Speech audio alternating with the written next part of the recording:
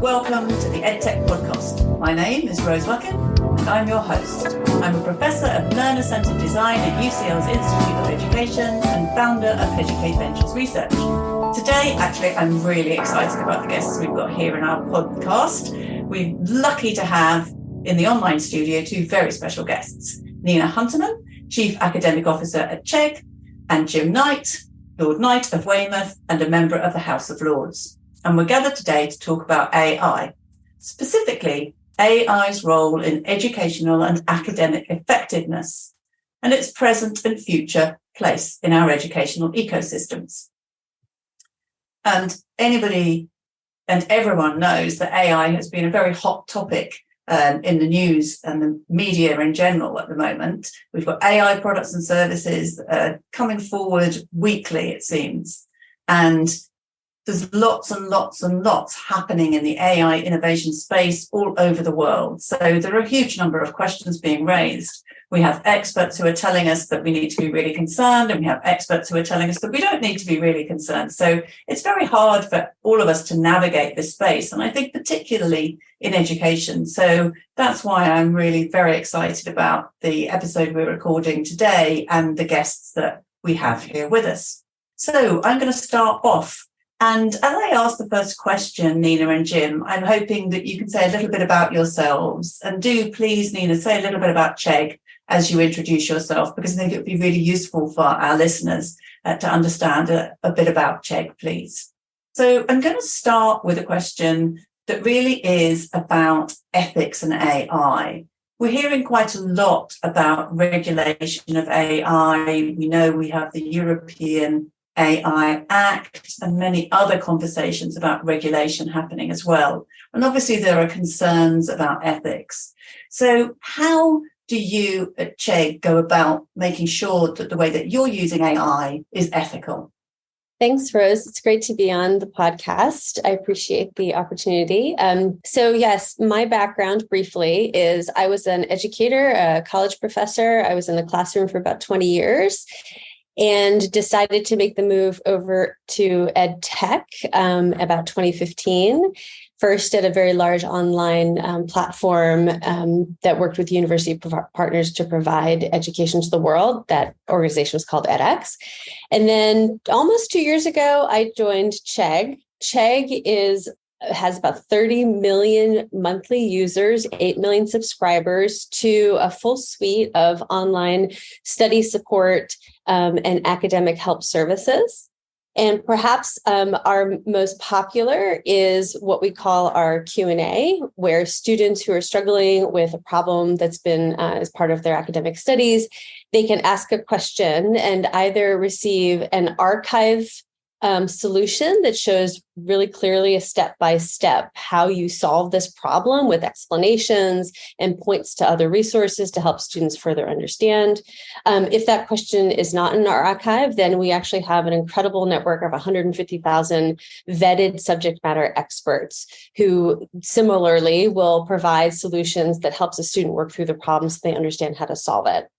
So I really appreciate the question about ethics and AI. I think ethics in education generally is really important. We should always be thinking about our role as educators in the ethical development of our students. And I think that when you employ AI, that question is as important, if not even more so.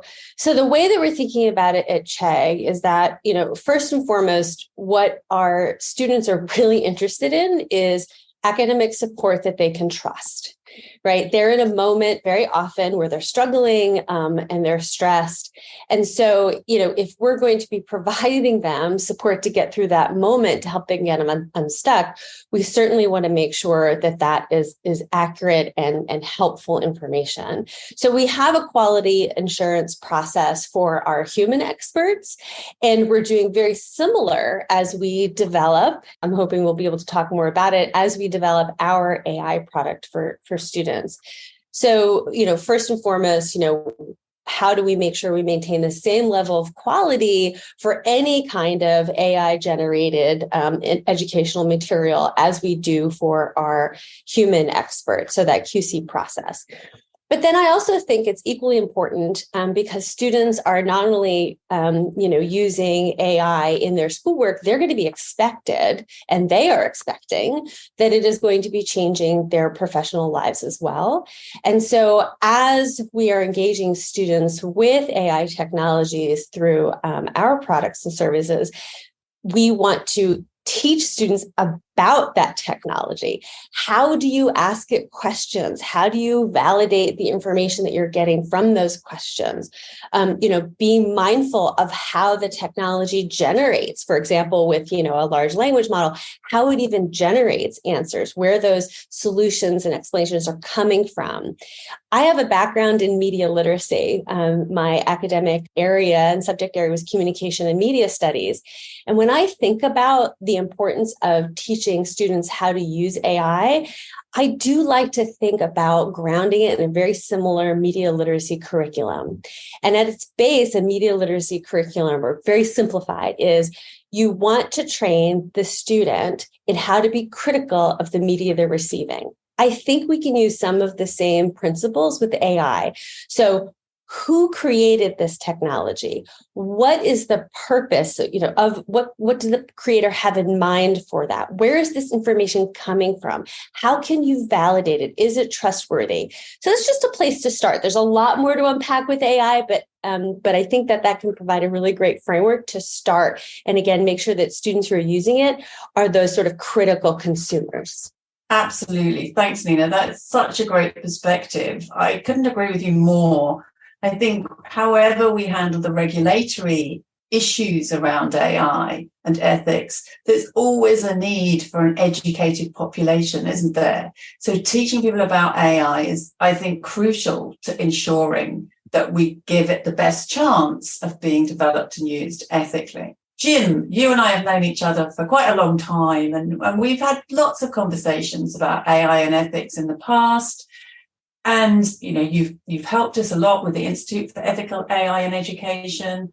Now we feel in a really tricky situation, even more so, because we have so many AI products coming on the market and so many of them targeting education. And yet we've still got this sort of dilemma of not really having the regulation in place. So how do we deal with this tension between lots of innovation, lots of things coming along, and then not quite having the right regulation quite in place at the moment? As a policymaker, this must be something of a challenge you face a lot of the time. Thanks, Rose. And look, by way of introduction, Jim Knight, also known as Lord Knight of Weymouth, and 17 years ago, roughly, the then UK Prime Minister Tony Blair asked me to be schools minister. So plucked from the glorious fields of being the Minister for Rural Affairs, I ended up being in charge of 25,000 schools in England. And I've sort of stayed with it ever since. I had a particular interest in technology during my 3 glorious years in schools. And I've then done various roles since, as well as joining the House of Lords in the UK's upper house. So a senior exec at TES for 7 years, which is a platform that engages teachers with jobs and resources and so on, but did acquire 2 or 3 AI businesses during the time that I was there, around things like timetabling and seating plans for behaviour purposes and all sorts of weirdness. And I am now on the board of Century Tech, just to finish off my disclosure of interests. And Century is a platform teaching particularly maths, English and science, but adding other parts of the curriculum and using forms of adaptive learning thanks to forms of AI. So and you've been educating me all along the way, Rose. So I'm hugely grateful to you. This question around innovation and regulation. Look, I've just been spending a huge amount of my time in the last few months on the online safety bill in the UK Parliament, which is our brave attempt here in the UK to regulate social media. And Nina, I was really happy to hear you talk about media literacy, because we finally managed to persuade the government to concede that we would give our regulator a responsibility and extend its current responsibility on media literacy to the public as a whole, not just in schools. and put some requirements on technology companies themselves to invest in media literacy as part of that effort. And one of the issues, it's taken us about 4 years to do this piece of regulation. I was on a pre-legislative scrutiny joint committee, and just as we were finishing, Meta changed its name and announced all of its investment in the metaverse. And while we've been just debating it in our phase in the upper house, ChatGPT was launched and the whole generative AI thing landed in our public discourse.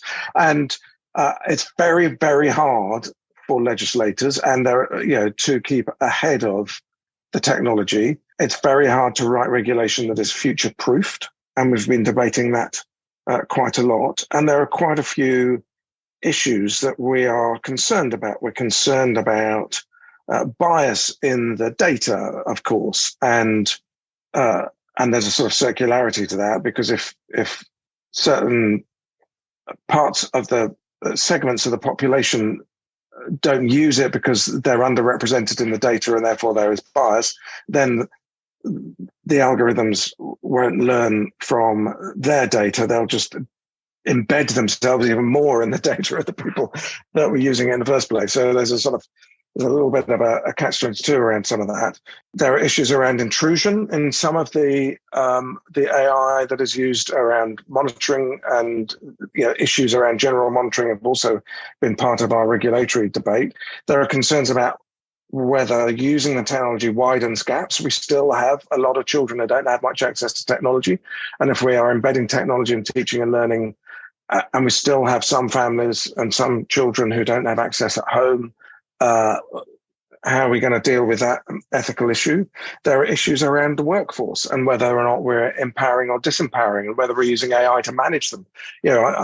I chair the Future of Work group in our parliament, and I've been contacted by someone who works as an examiner for one of our exam boards, and she complained that she was being managed by algorithm around the throughput of work and scripts that she had to mark, and if she got behind, and the algorithm was telling her how productive she was or she wasn't, and it was adding to a considerable amount of workload stress for her. But at the same time, one of the businesses that we acquired when I was at TES was a fantastic business, I thought, around very much AI powered around timetabling, so that it would allow schools to then be able to deploy the workforce much more flexibly and be a much more flexible employer. And there was an empowerment to that. So there's so much excitement that I have around the innovation. And, and then I went to a meeting in our parliament this week that had, people from the education world all being really miserable about AI and really terrified of it, and thinking that, we were going to hell in a handcart and we should all run away from it and regulators should keep everyone free of it. And you're kind of going, well, no, you can't keep the real world out of schools. And then finally, sorry, I've gone on, but, and then I read, Rose, your article in The Guardian, which articulated what I've been trying to say for a little while, which is there is this opportunity to use this to redefine what we do in education. And I was talking to Conrad Wolfram from Wolfram Technologies, that he'd used some of his technology attached to ChatGPT, and it's got 99% in Maths A-level, which is a top qualification requirement for a lot of university courses in Britain. And if a machine is getting 99% in that qualification, then we're just training our kids to be outcompeted by machines, and we have to do it all differently. And that's massively exciting, but really scary for some people. Thanks, Jim. You raised so many important points, as did Nina. And it's really interesting to hear you talking about AI that's not ChatGPT, as well as, obviously, we know we have ChatGPT and it presents lots of challenge, not least ethically, because it's not just the data that's used in the algorithm that might be biased or maybe incorrect, and the risks of hallucinations. There's also what happens to the data that we put into it. So there's lots of questions about that. But it's really important to see AI more broadly, as you highlight, and it is potentially so useful. And thank you for pointing out the article in The Guardian, which really was trying to to say, look, yes, education is going to change, but it doesn't have to be a bad thing. It can be a really good thing. And it's a great opportunity to think about these higher order thinking skills. And Nina's talked about critical thinking, and I couldn't agree more. We need students to be able to tell truth from fiction. We need them to be critical customers of whatever's being offered to them. So I think it is extremely important. And one of the ironies that I think is a beautiful irony is that whilst what's making us think about this is AI, and we're seeing AI in quite a negative light a lot of the time, as you've already drawn attention to, Jim, AI is one of the things that can help us to track these higher order thinking skills and to actually make them measurable. Because I think part of the problem and part of the fear is that for many people, particularly in policy making, they want to be able to measure something. And really, AI is the future in terms of being able to measure a lot of these higher order thinking skills that we previously haven't been able to measure. So it kind of highlights the breadth of opportunity that AI does bring. But as we've discussed, there are also, of course, concerns and risks around ethics and a lot of fear. I remember, because I'm old enough to remember, when the internet was first introduced into schools, and I was going into schools at that time, primary and secondary schools, and talking to various teachers. And I know so many head teachers said to me, I wish we could just cut it out. I wish we didn't have it. I wish we could stop it because it's causing us so many problems. Things that happen in school are overflowing into out of schools overflowing into in school. And and I felt for them, but you can't hold back progress. So going back to what Nina has already said about educating people about AI feels supremely important in this space. Jim, I can see you. Yeah, just to add, look, I really don't blame teachers for being skeptical. And in my time as schools minister, we spent a lot of money on technology in classrooms, and it doesn't fill me with joy to admit that a lot of that didn't really add too much value. And so we've got to be mindful of healthy cynicism, and we've got to be mindful that if we're talking about it being able to fuel revolutionary change, that is really threatening, even though for me as a policymaker and a campaigner for change, it excites me hugely.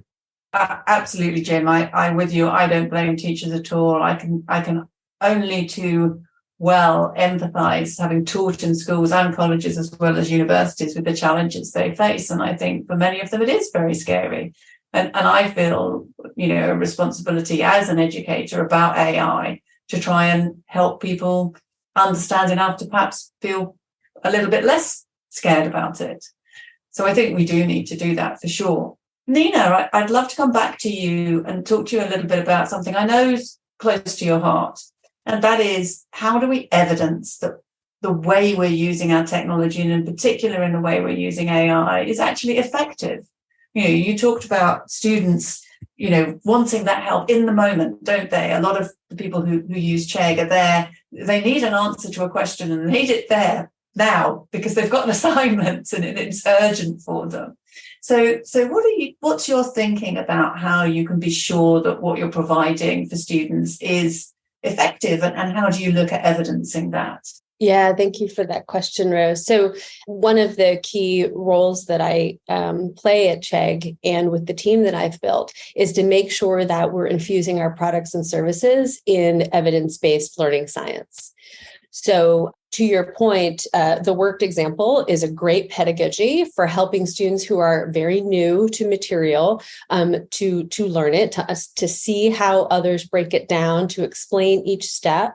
And now we have this incredible opportunity to, in that moment, do the next important part of that kind of exercise, which is, okay, now you try to kind of pass, and I'll use an old metaphor, to pass the chalk back and forth between the quote unquote AI instructor and the student to get input from them. Did you understand it? What didn't you understand about it? And I'm really glad that both of you brought up that our conversation right now about AI in society is so focused on large language models, ChatGPT obviously being most people's first encounter that they're aware of with AI, although AI has been behind a lot of commercial products that we use.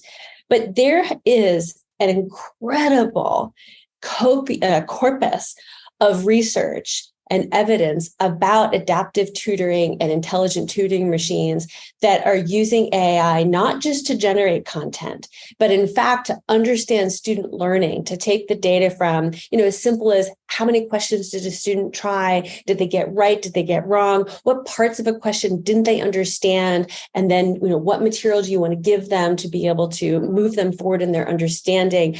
AI systems, student models, learning models are all sort of behind that.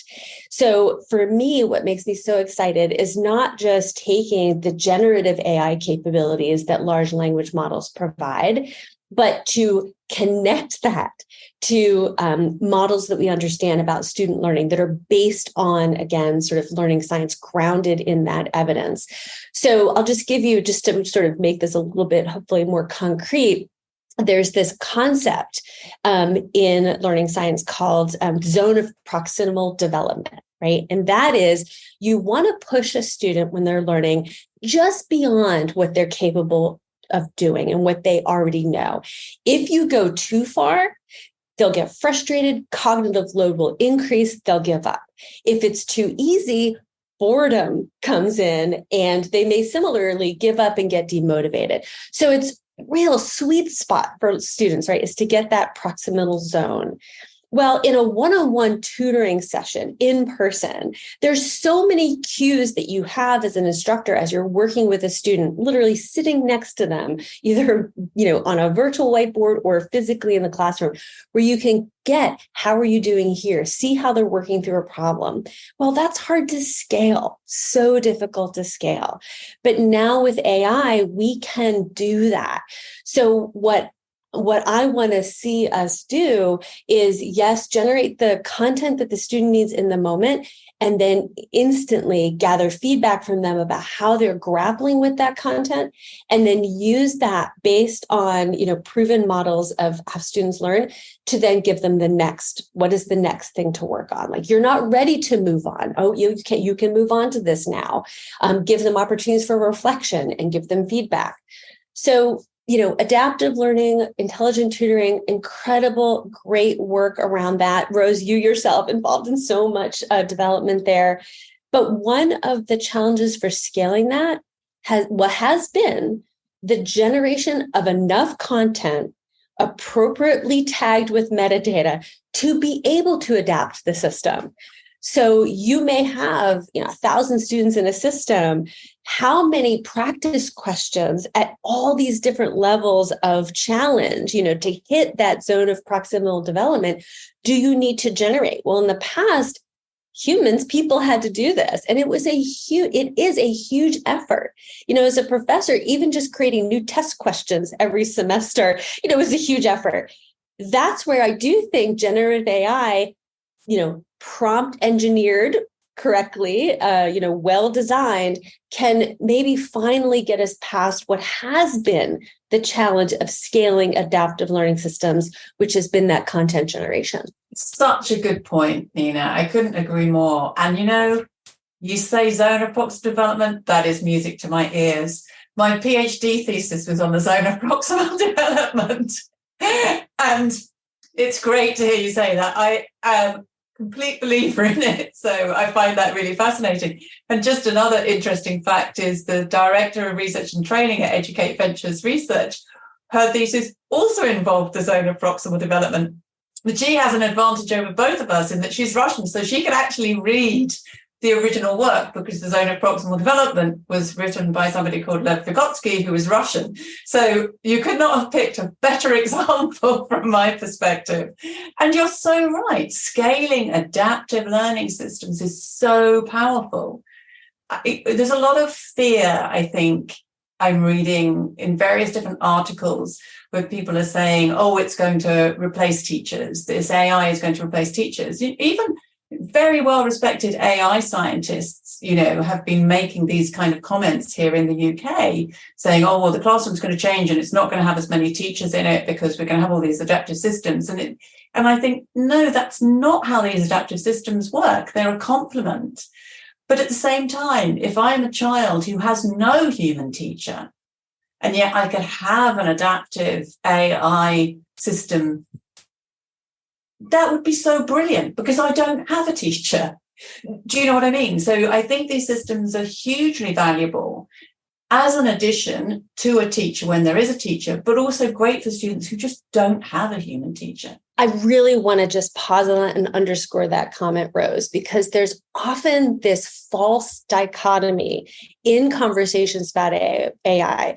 And I'm not talking about will it replace teachers or will it not? It's actually the assumption that all students right now have access to teachers and that we're replacing that. And that's a fallacy. If you start there, if you assume that all students already have access to the teachers they need with the kind of feedback they need to develop, then yeah, maybe the dichotomy of like yes or no, teachers will be replaced, but that's actually not where we're starting from. So I really appreciate you bringing that up, Rose, because until we do have excellent teachers, whether they're AI or human, or most likely a combination of both, being concerned about AI replacing teachers is, again, it's just a false premise. Couldn't agree with you more. Thanks, Nina. Jim, over to you. Well, two things from there. And of course, I agree with both of you. I think the question around replacing teachers and all of that stuff, there are parts of the world where it's very, very difficult for children to access teachers, and this is exciting. I understand, again, teachers being scared that if it can be used in those contexts, it'll be used to replace them. And I understand the concern that you and I, Rose, have talked about before, that you might end up with the privileged having a human teacher and the underprivileged having a machine. And we've got to use this to empower and improve the quality of teaching for the poorest as well as the richest. Equity has to be part of the conversation, but it's exciting at a time when it's hard to think of a jurisdiction anywhere, certainly in the Western world, that hasn't got a real shortage of people wanting to be teachers and a real problem retaining them in the profession. That if we can increase the capacity and the effectiveness of teachers, that's a really exciting thing. And then in respect of, Stuart Russell was the person that came to mind when you were talking about AI experts opining on whether or not it will replace teachers. And I have huge respect for Stuart Russell's thinking around AI generally. But the danger, even for someone like him, is that they see the change that AI brings and they assume that everything else remains static. And the opportunity, as previously discussed, I suppose, is we can now start to think about doing things that were previously inconceivable.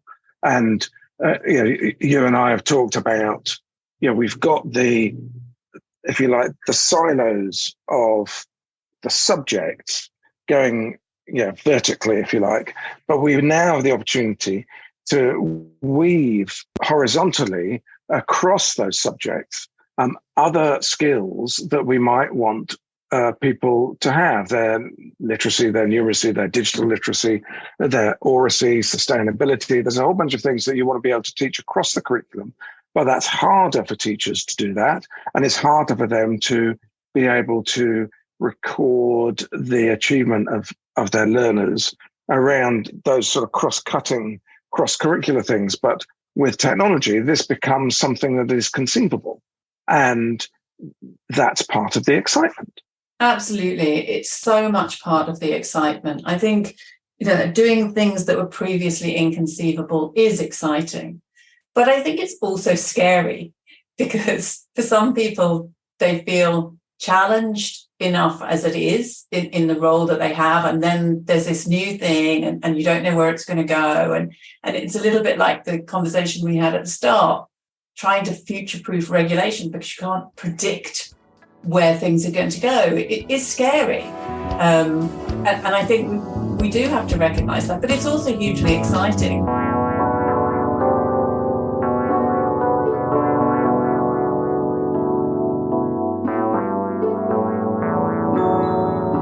And really, this relates to the final question I wanted to ask you both. And that is, how do we cut through the huge amount of information that's coming our way about AI? So I think just in the last few days, we've got Elon Musk saying that his new artificial intelligence company called XAI can be trusted more than OpenAI. And then we've got Nick Clegg speaking on behalf of Meta saying that because their model is going to be open source, that's going to be more accurate and more trustworthy. And then we've got a whole load of think pieces coming that say one thing, and then somebody comes along and contradicts the other.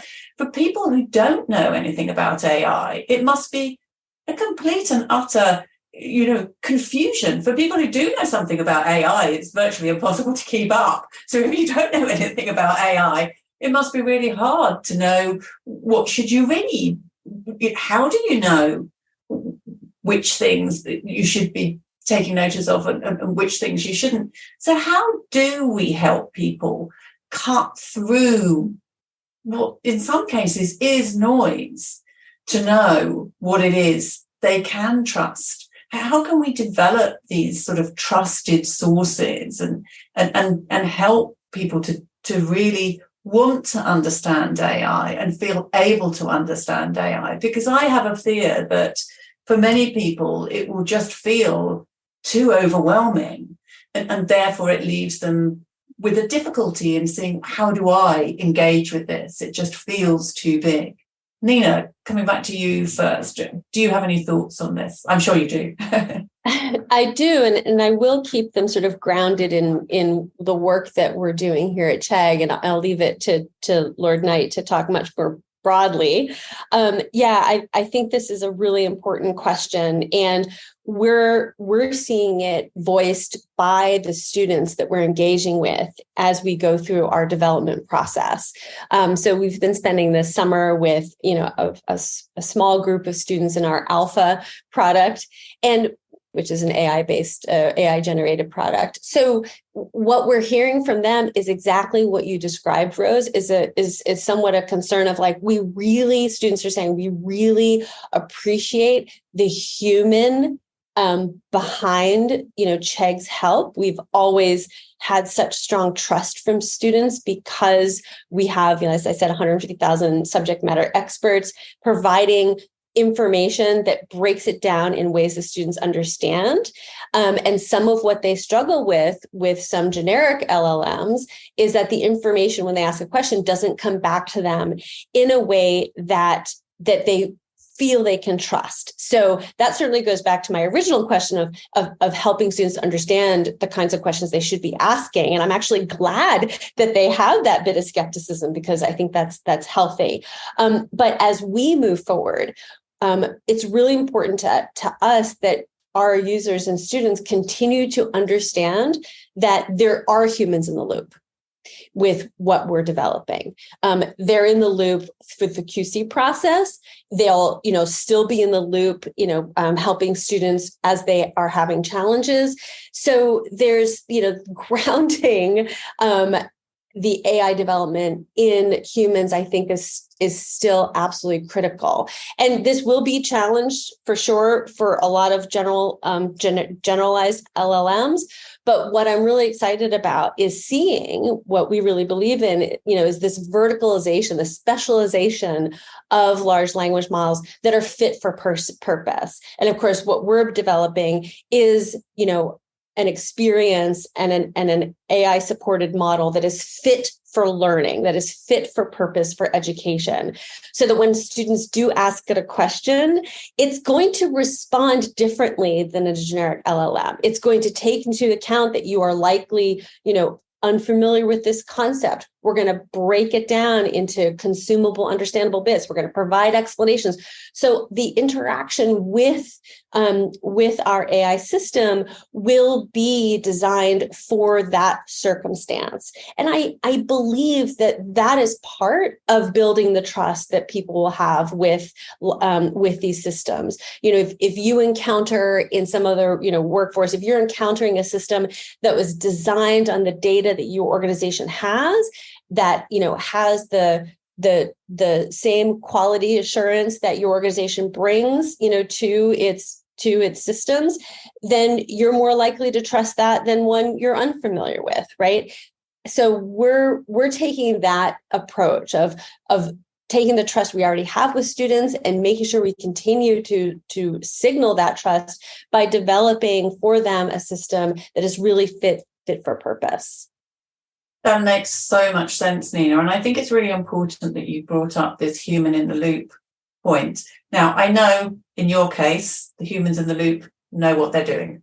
So my comment is not directed at you or Chegg, but I do feel there's a risk of that statement being abused. That some providers will say, oh, don't worry, there's a human in the loop. But then the question is, well, what does that human know? Do you know what I mean? Is that human really an expert?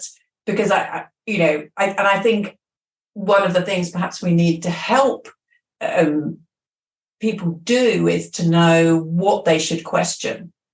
The work we did for the Institute for Ethical AI and Ed was basically to produce a framework that was full of questions that educators should ask of companies that were trying to sell them AI. And that may need some updating now, but I think it is giving people the confidence to ask those questions, to ask, well, what was the data used to train your model? And like you said, so where's the human oversight, and who are these humans that are overseeing this, and what do they know? So I think it's a really important point that you raise, and a very useful one. Jim, your thoughts? Well, there's a lot there. And, the core question, Rose, about how we help people cut through the noise goes to how much is this an individual's responsibility, and how much is there a wider responsibility on the companies, and how much is there a responsibility for regulation to keep things safe? And we talked earlier on about media literacy, and I think it's really important that's not solely left to tech companies, because they're likely to put the emphasis on the individual and almost sort of gaslight them if they have a problem, that it's their problem, that they just didn't understand how the system works, and we don't want that. That's not reasonable. So the media literacy has to cover off the purpose. What is the purpose of this tool, of this service? What's the business model? Who owns it? If it's free, how are they making their money out of you? What are they going to do with your data? What are your rights over that data? Have you given the consent in that very tedious terms and conditions that you just accepted? And is that written in a way that is easy enough for you to be able to understand if you want to? And are there things that we can do around data? We've got some data protection legislation coming through Parliament at the moment. I'm very interested in whether or not we can redefine in law data as being an asset. That's an asset that is actually mine. I'm licensing it to a tech company. It's not their data. It's my data. It's their algorithm. It's their system that's manipulating the data, but it's my data. And that means that the bereaved parents that I've met whose children committed suicide as a result of the online harms that were thrust at them by platforms, who then couldn't get hold of the data that their child saw as part of grieving and understanding what happened, that data could be left to them as part of the estate upon someone dying, and that they then have access to that. They have a right to that because it becomes their data. So there are some interesting things there. Ultimately, I think we need to regulate in order to, as far as we possibly can, kind of impose a duty of care that the service provider has to deliver to its users. And it can do that, yes, through media literacy in the the online safety bill. We've gone with user empowerment tools as well, so that you can offer users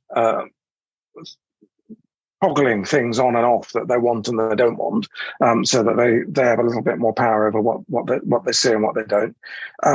The terms and conditions, as I've said, should be understandable and legible. And one day we might get an AI I can use to read all the terms and conditions for me, but that understands me well enough to know what I care about and what I don't, and just points out, flags for me the bits I should read, because it's all very boring.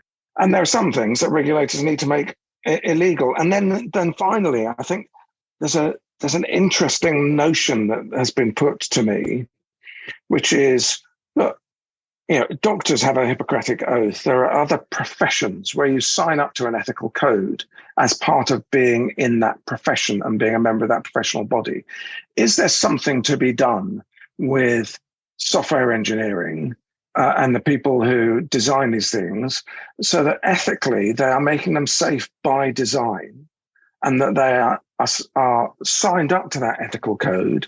And then we can ask the people who own the service providers whether or not they only employ engineers who are part of those professional bodies, because then we have, almost by definition, a certain amount of ethical safeguard that's built in to the way these services are being developed.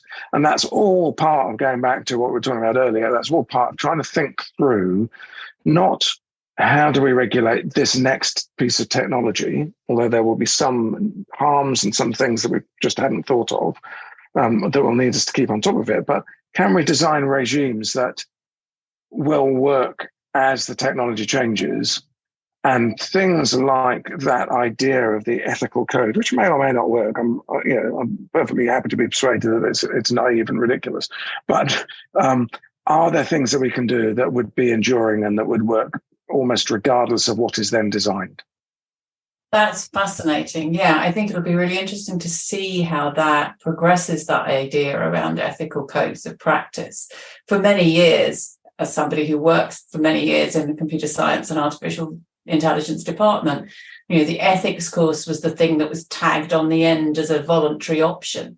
I think we have improved the way that it is now integrated, but I think there's certainly room for more of that, definitely. So it's part of who you are and what you are, in the same way.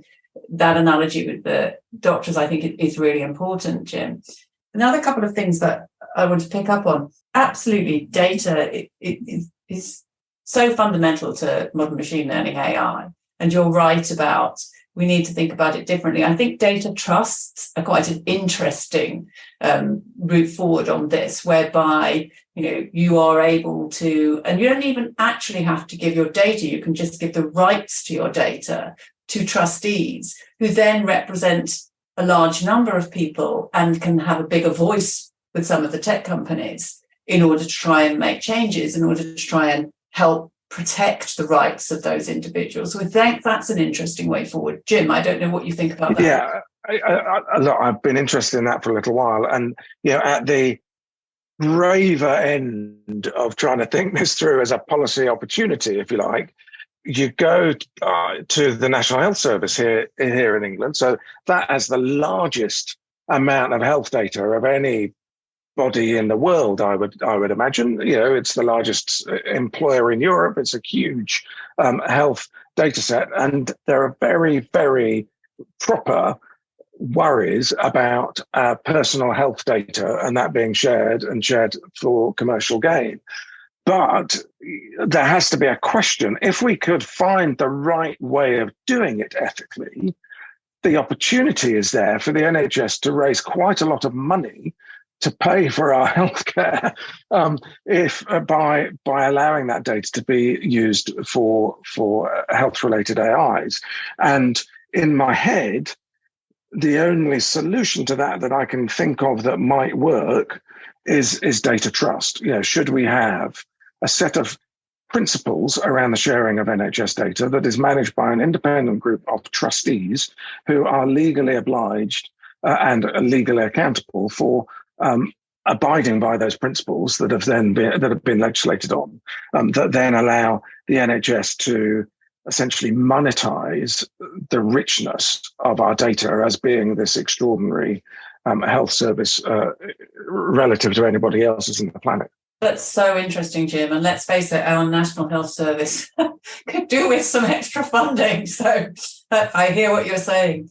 One last point I want to raise before going back to Nina is I think there's something interesting in what you're saying about the purpose of AI that sometimes we overlook. And that is, you can have precisely the same data and even the same algorithm, and yet the product, on the one hand, can be ethical, and on the other can be unethical, because the purpose of that is different. The purpose of the two products are different. And the example I normally use is, if you think about, you've got some data and you've got some technology. You've got data about children in classrooms, their facial expressions, what they're saying. You've got an algorithm that uses AI, takes that facial and voice data, and with that data interprets the emotional state of that individual child. Now, there are lots of ethical concerns about doing that, of course, but I could imagine a scenario where that is being done in order to make sure that the teacher knows who needs the most support when, can intervene in a timely manner. It's done in a very sensible, discreet, private way. It could be a useful tool. But I can also see another scenario when it's basically used to weed out people who are weak, and deprive them of further education. So same data, same algorithm, very different purpose. So I think your point about purpose is very important. And I think sometimes it gets a bit overlooked. Nina, I'd love to come back to you. Unfortunately, we're running out of time, so we're going to have to close down. And I'd love to go on talking for longer. But I'd just love to hear your kind of final thoughts on this discussion and anything you'd like to raise that you feel we've missed along the way. Yeah, no, it's not so much missed, but just to add on to the way in which Jim phrased, and I might be missaying this, but the idea that we need flexible approaches to however we might, both companies and governments and universities and school systems might regulate and put guardrails around AI, because I think because it's so new and because it's evolving, it might be going too far to shut it down, right? We saw that in the United States, I believe so in the UK as well. We saw some schools immediately ban it. And in almost all cases that I'm aware of, they undid those bans, like they released those bans, because the realization that, first, to some extent, genie's out of the bottle. What's more appropriate is to think about all the things that I heard in Jim's response, like purpose, also context, your use of the NIH as the UK's health system makes sense for the UK. As everybody knows, the United States has a very different approach where all that data lives. So I think context is super important. I also think that the end user, right? Most of the services we provide are for college, university, and older students.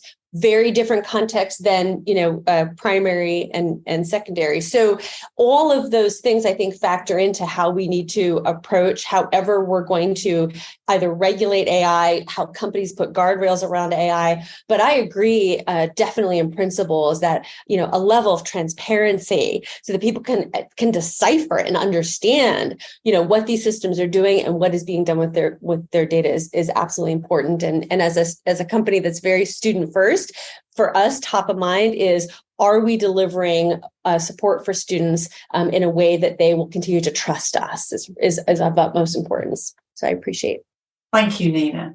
Jim, final words from you. Look, I think this is a conversation that will run and run. And I sometimes wake up in a cold sweat worrying that I'm going to end up spending the rest of my days being a tech regulator, as opposed to being someone who's passionate about education and the development of children, but that there aren't enough of us in the parliaments who have enough confidence and enough to engage with it and are kind of aware enough of the bits that we don't understand to ask for help from people like you, Rose, and to ask for help from the tech companies. They're not all bad. I've had some really good engagement with Google YouTube this week to help me with an issue, but that doesn't mean that I don't have concerns that we've got children using Google Classroom up and down, all over the world. What happens to their data? Can I be absolutely sure that I trust that it won't be used to sell advertising to them when they become adults? I don't know. I do know that a huge proportion of the world's advertising spend is spent through Google, and they've used that data to monetize, and that goes back to purpose again, and being clear about why it's free. So, look, what Nina said about transparency is just a really good way to end. We've got to be transparent to users. We've got to allow researchers into companies so that they can independently, on the right commercial terms, but independently be able to see what's going on, so that we have academic understanding too of how the AI is being deployed, what the dangers are, etc. But it's exciting. It's really exciting what this could create. And can this be the thing that unlocks creating a world where each one of us can thrive and the planet thrive, and have a public sector that stacks up financially? Big problems for the world at the moment to work out how we do that. And for me, the only game in town to help us to achieve that is technology. That is a great place to end. Thank you both. I wish we could talk more. It's fascinating. So many thanks to Nina Huntemann, Chief Academic Officer at Chegg, and Lord Jim Knight for joining me today. That's been absolutely great. Here at Educate Ventures Research, we are doing our own little bit to try and help people cut through the noise when it comes to AI in education. We have a free newsletter called The Skinny on AI and education. It's freely downloadable from the website. You can sign up on the website. So have a look and see what you think. And if you can't find it, just email hello@educateventures.com and we'll point you in the right direction. I really appreciate having Jim and Nina join us today. That has been absolutely brilliant. And I think, as you said, Jim, the conversation will go on and on and on. These are really important, but also exciting issues. I hope that wherever you're listening, you found our discussion informative and practical, and that you have something to use or to share with your teams in the coming days. If you want more information on the series and our wonderful guests, please visit EdTech Podcast website, which is www.theedtechpodcast.com, and connect to us via social media. To see how Educate is keeping evidence at the heart of EdTech, go to www.educateventures.com or join the conversation on LinkedIn. You've been listening to the EdTech Podcast, presented by myself, Professor Rose Luckin, with guests Nina Huntemann and Lord Jim Knight. Thank you so much for joining us.